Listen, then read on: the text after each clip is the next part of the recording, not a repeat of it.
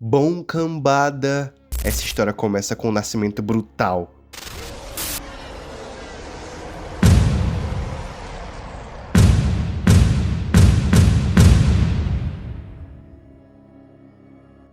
O nascimento de um monstro dentro da mente de um doutor condenado.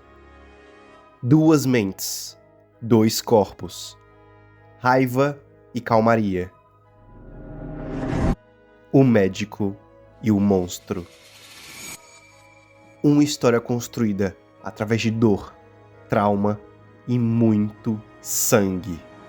Uma guerra sem fim.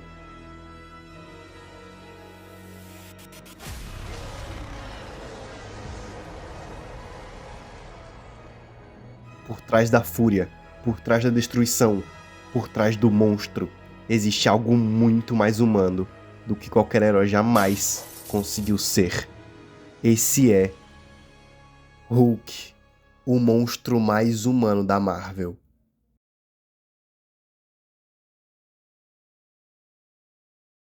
Mas para entender de verdade o que o Hulk representa, a gente precisa voltar para a origem dele. E não só para a origem dentro dos quadrinhos, mas para a criação do personagem em si. Tudo começa com Jack Kirby e Stan Lee em 1962, nos seus auges criativos da Marvel Comics. Depois do sucesso de vários personagens, os dois queriam criar algo diferente. Um herói que não fosse admirado por todos, mas temido também.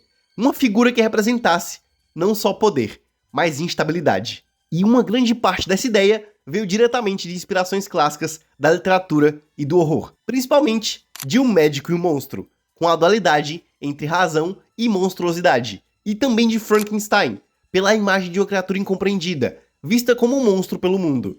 Só que existia ali outra influência muito importante, o medo da energia nuclear. Os anos 60 eram marcados pela tensão da Guerra Fria, testes atômicos e muita paranoia científica. Então Stan Lee e Jack Kirby pegaram todos esses elementos, o trauma, a monstruosidade, a ciência, e transformaram isso em uma única figura. E tudo isso se materializou em The Incredible Hulk, de número 1. Bruce Banner era só um cientista que estudava raios gama, e que no meio de um teste que envolvia uma bomba experimental, ele percebe que um jovem chamado Rick Jones estava dentro da área da explosão. E Banner decide se sacrificar para salvar o garoto. Mas o problema é que ele acaba sendo atingido diretamente pela radiação da bomba. E é ali que tudo muda para ele. Porque os raios gama não matam Bruce Banner, eles despertam algo dentro dele. E dali em diante, durante toda a noite, aquele homem calmo, racional e introspectivo se transforma em uma criatura brutal e cinza. Ele se transforma no incrível Hulk. Mas, antes de continuarmos, deixa eu me apresentar. Para você que não me conhece, meu nome é Gabriel, mas você pode me chamar de Biel, Bibo, Gabi ou como você preferir. E esse aqui é meu canal. E por favor, já de início, deixa o like aí embaixo, se inscreve no canal, ativa o sininho para não perder notificação de vídeo novo, deixa o seu hype, comenta e, por favor, compartilhe esse vídeo com seus amigos. E caso você queira e possa, considere se tornar membro aqui do canal. Desse jeito você ganha algumas recompensas muito legais e me ajuda a manter o sonho de ser youtuber vivo. Bom, fez tudo isso? Então vamos nessa. Pouco tempo após o início da publicação da primeira revista do personagem, acontece um dos acidentes editoriais mais importantes da história dos quadrinhos. Por causa de uma falha de impressão extremamente comum nas gráficas da época, o Hulk deixa de ser cinza e passa a ser verde. A coloração original simplesmente não conseguia manter consistência entre os quadros por causa das limitações do processo de separação cromática e retícula de impressão dos anos 60. Então a Marvel toma uma decisão quase improvisada e cria acidentalmente uma das identidades visuais mais icônicas da cultura pop.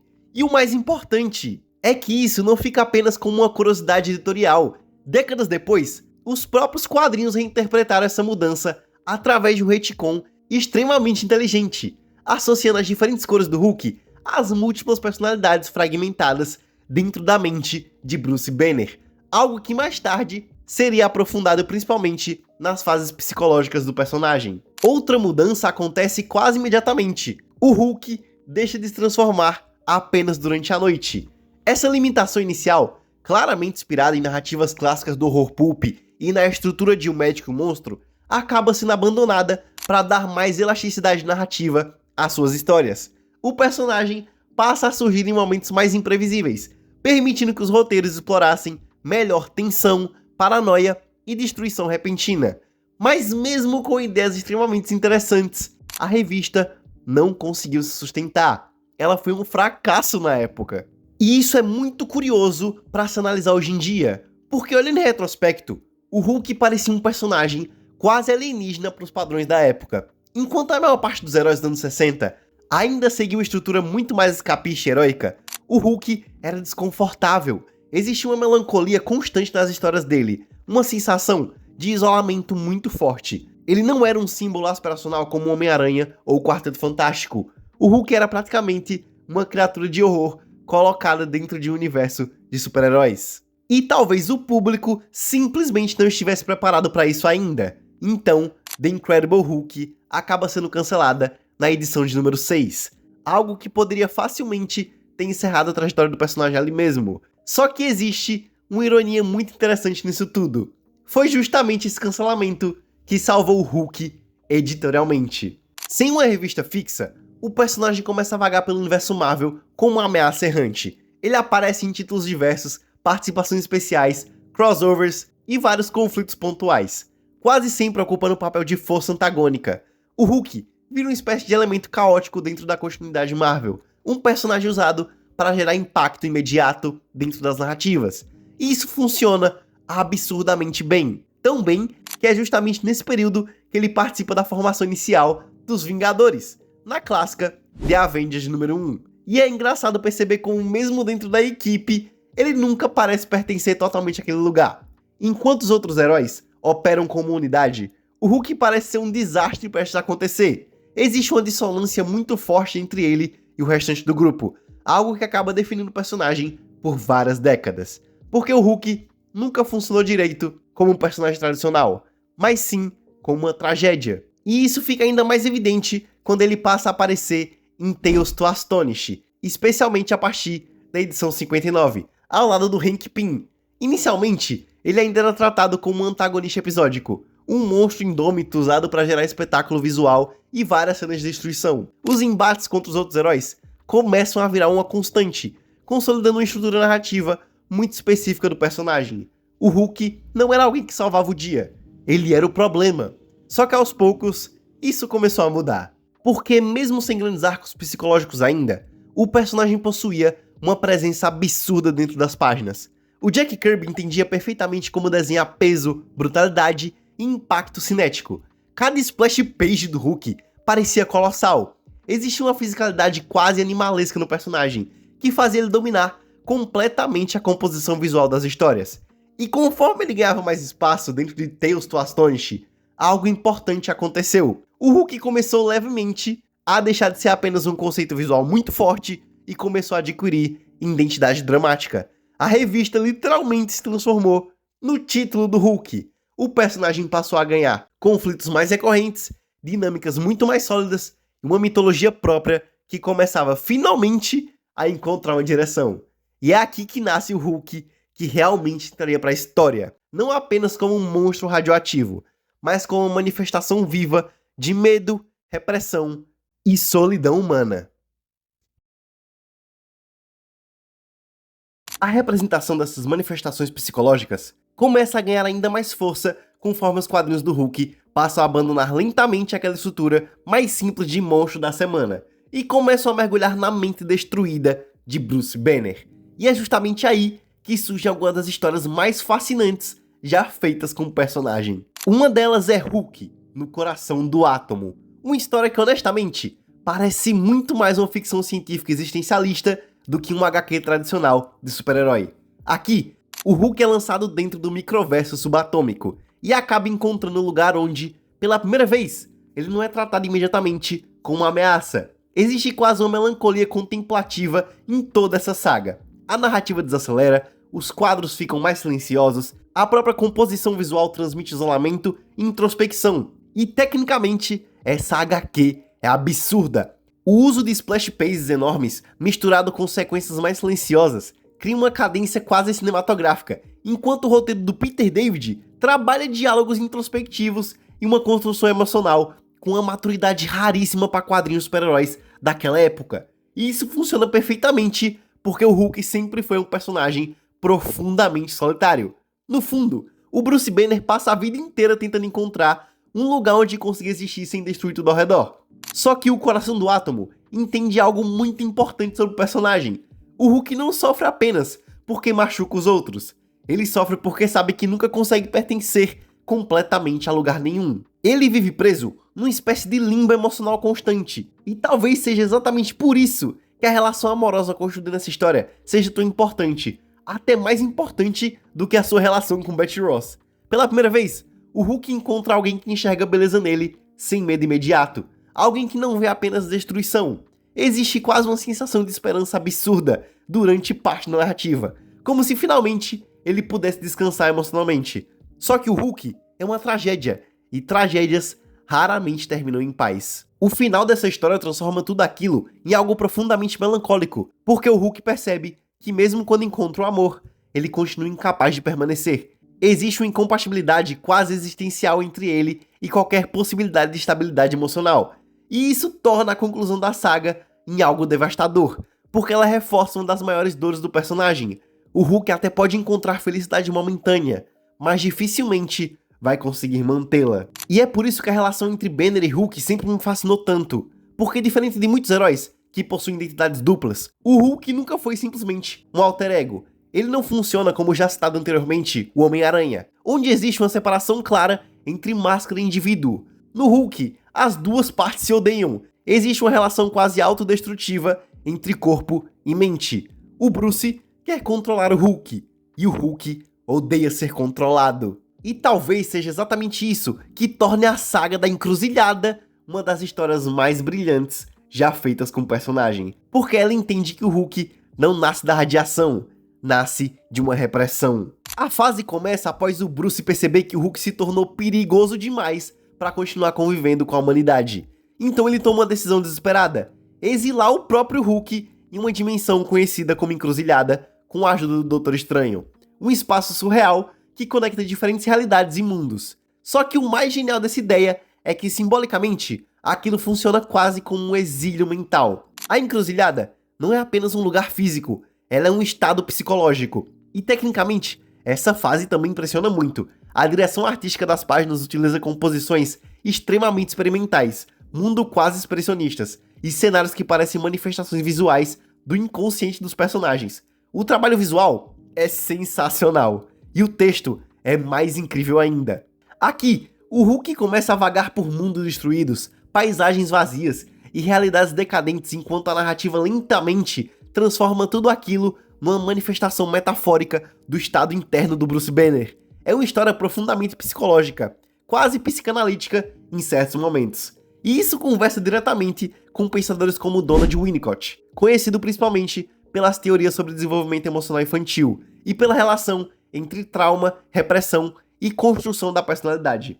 Winnicott defendia que muitas vezes criamos falsos selves, versões adaptadas de nós mesmos para sobreviver emocionalmente ao mundo ao redor. E o Bruce Banner é praticamente a personificação disso, porque durante toda a infância ele precisou reprimir o medo, a raiva e a violência para sobreviver aos abusos dentro da própria casa.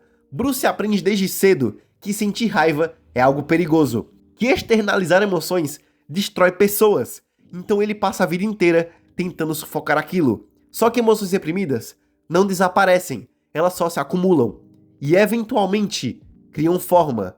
O Hulk é isso.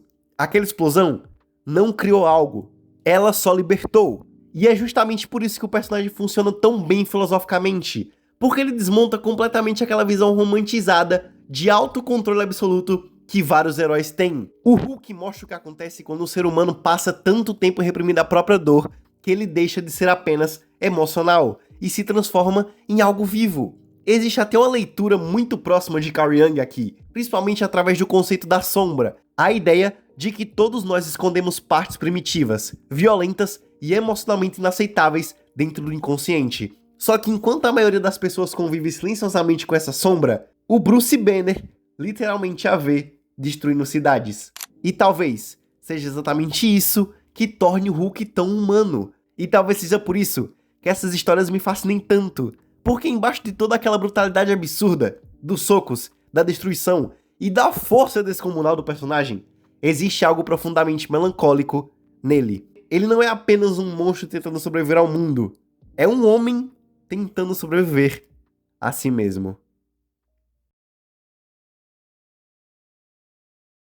O que mais me fascina no Hulk nunca foi a destruição, ou a força absurda capaz de enfrentar deuses. O que sempre me fascinou no personagem é que ele talvez seja uma das representações mais honestas da mente humana já feitas dentro da cultura pop. Já que quando você remove toda a camada superficial de super-herói, ficção científica e espetáculo visual, o que sobra em Bruce Banner é algo profundamente desconfortável. Um ser humano incapaz de conviver plenamente com aquilo que sente. E é exatamente por isso que o Hulk transcende a ideia tradicional de herói.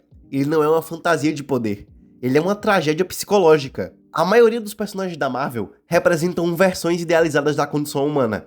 Alguns simbolizam responsabilidade, outros esperança, justiça, altruísmo ou perseverança.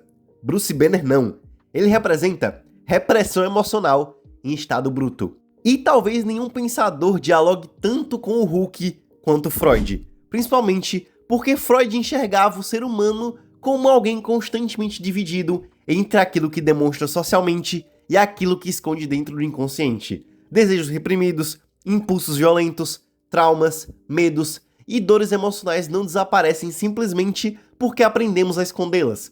Eles permanecem vivos, silenciosos, pressionando a nossa mente até encontrarem alguma forma de escapar.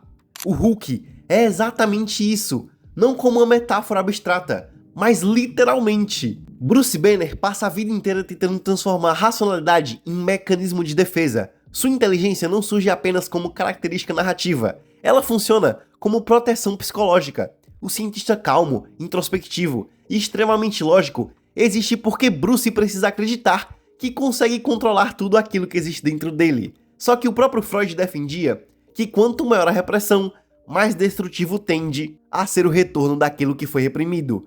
E o Hulk é o retorno brutal de tudo aquilo que Bruce nunca conseguiu elaborar emocionalmente. Mas o que torna essa tragédia ainda mais devastadora é entender de onde ela nasce. Porque o Hulk não surge apenas da raiva de Banner, surge da sua infância e principalmente da relação de Bruce com seus pais. O pai de Bruce representa violência, paranoia e medo constante, mas sua mãe, Rebecca Banner, talvez seja a peça emocional mais importante de toda a estrutura psicológica do personagem, porque ela representa aquilo que Bruce passou a vida inteira tentando reencontrar: acolhimento, segurança emocional e afeto genuíno.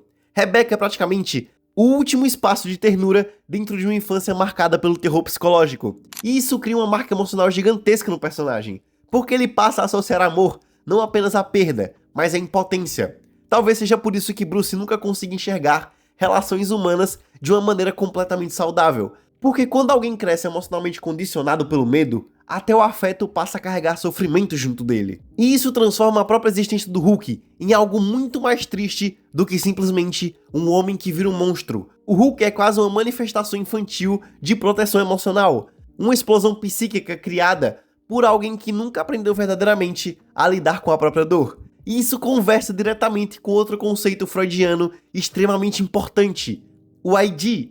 Para Freud, o ID representa a parte mais primitiva da mente humana, dominada por impulsos, desejos e emoções cruas anteriores à racionalidade moral. É o instinto puro, a emoção sem filtro e a necessidade imediata de reagir ao mundo. O Hulk é praticamente a corporificação absoluta disso. Enquanto Bruce tenta existir através da lógica, o Hulk existe como um impulso emocional bruto. Existe apenas dor reagindo ao mundo de maneira visceral. E talvez seja exatamente essa dualidade que faça o personagem funcionar tão bem filosoficamente, porque ele desmonta completamente a ideia de que racionalidade elimina sofrimento. Muitas vezes, ela apenas o controla temporariamente. E talvez nenhuma adaptação tenha entendido isso tão profundamente quanto o Hulk de Ang Lee.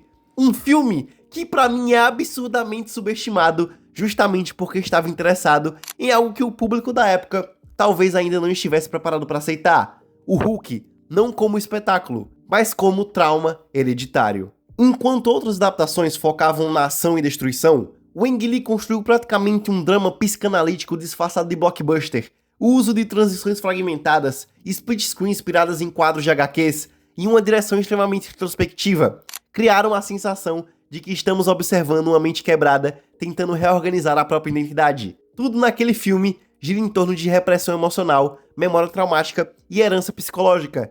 E é graças a ele que eu tive vários pensamentos sobre esse personagem. E o mais brilhante é perceber como o filme entende que o verdadeiro horror do Hulk não está na criatura, está no fato de Bruce perceber que parte da violência do pai continua viva dentro dele. O medo central do personagem nunca foi destruir cidades, foi se tornar aquilo que o traumatizou. E talvez exatamente isso que torne o Hulk tão humano.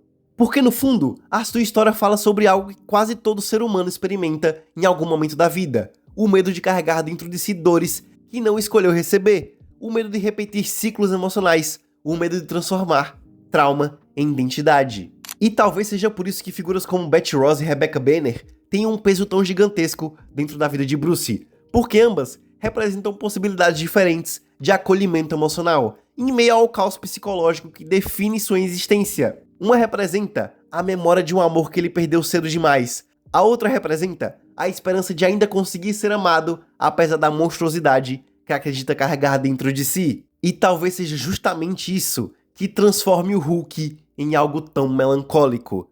Ele não é um homem tentando salvar o mundo. É um homem tentando descobrir se ainda existe humanidade suficiente dentro dele para ser salvo também. E é por isso que o Hulk atravessou tantas gerações, de uma maneira tão poderosa. Porque não importa se estamos falando de histórias gigantescas como o Planeta Hulk, onde vemos o personagem transformado, quase uma figura mitológica, um gladiador carregando dor e destruição por mundos inteiros, ou de histórias mais introspectivas e silenciosas, como a série clássica, focadas apenas na mente de Bruce Banner. No final, todas elas chegam ao mesmo lugar. O Hulk nunca foi sobre força, foi sobre dor. Foi sobre a dificuldade de existir, carregando traumas que parecem maiores do que nós mesmos. Porque a verdadeira tragédia de Bruce Banner não é virar um monstro, é acreditar durante a vida inteira que isso é tudo que ele é, como se toda sua existência pudesse ser resumida ao pior lado da sua mente. Só que o Hulk sempre foi muito mais do que raiva. No fundo, Bruce Banner é alguém tentando conviver com partes de si mesmo, que o mundo inteiro ensinou que deveriam ser escondidas. E talvez a maior beleza do personagem esteja justamente nisso. Entender que ser humano não significa eliminar nossas partes monstruosas, mas aprender a olhar para elas sem deixar que nos consumam completamente. Porque no final das contas, talvez todo mundo tenha um Hulk dentro de si. A diferença é que Bruce Banner foi obrigado a enxergar o dele. Bom, cambada, esse vídeo vai ficando por aqui. Eu espero muito que vocês tenham gostado. E caso não tenham gostado mesmo, por favor, cogitem em fazer aquelas coisas que eu falei naquele papo de youtuber chato, sabe? Se inscrever, deixar o like, compartilhar. Vocês que fazem isso valer a pena. Muito obrigado a todos vocês. E um obrigado muito maior ainda a todos os membros do canal, a cambada dos dobradores, que estão aparecendo aí na tela agora. Vocês ajudam muito o meu sonho de ser youtuber ser real. E caso você queira se tornar membro do canal, já sabe, é só apertar o botãozinho aí embaixo para ganhar certas recompensas e me ajudar. O Hulk é um personagem que eu acompanho desde a infância, e só hoje, revisitando certas obras dele, como o filme do Ang Lee, eu pude perceber o quão filosófico e o quão poderoso esse personagem é. E decidir fazer esse vídeo em homenagem a ele foi incrível. Escrever esse vídeo foi estressante, narrar ele foi estressante, editar foi mais ainda, mas como todos os vídeos aqui do canal, sempre vale a pena no fim. Mas enfim, cambada, era só isso. Um muito obrigado mais uma vez, e como sempre, que a força esteja com vocês.